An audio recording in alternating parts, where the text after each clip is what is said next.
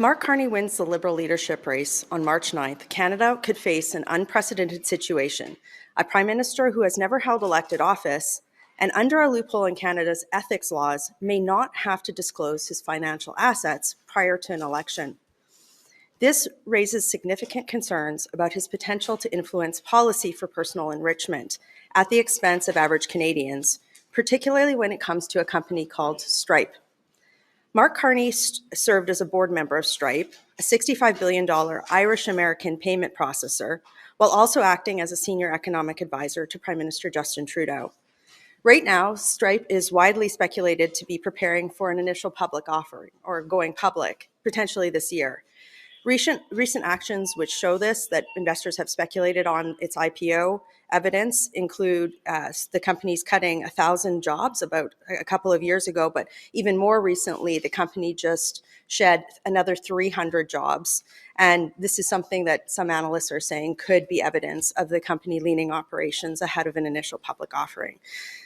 At his campaign launch on January 16th, Carney announced his resignations from the board of Stripe, Brookfield, Bloomberg, and others.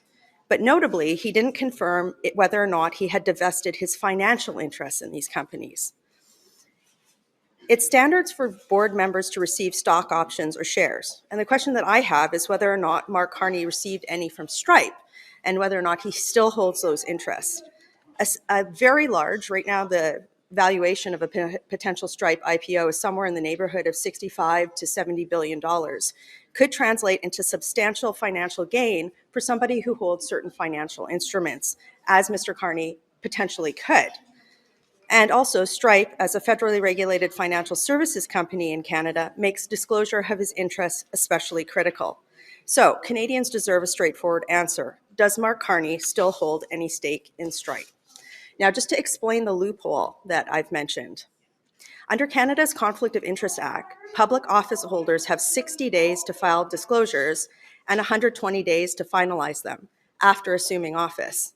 If Carney wins the leadership and then quickly calls an election, it's conceivable that he wouldn't have to disclose his financial interests, such as the one in Stripe, until after an election. And again, this is a situation that the law didn't anticipate.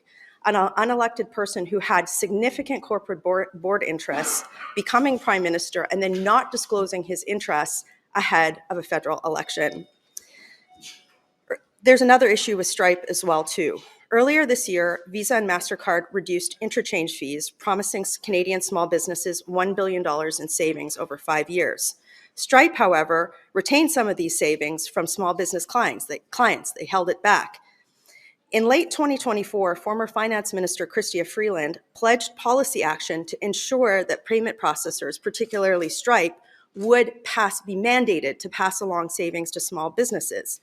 Yet, Mark Carney has been curiously silent on this issue. And because Parliament is prorogued and committee hearings that were looking at this issue can't continue, these savings have not been passed along to small businesses. The other thing is that because these savings are not being passed along to small businesses and are being retained by Stripe, it could help inflate its value ahead of a potential IPO. So today, Conservatives are calling upon the following: for Mark Carney to disclose all of his corporate interests, not just in Stripe.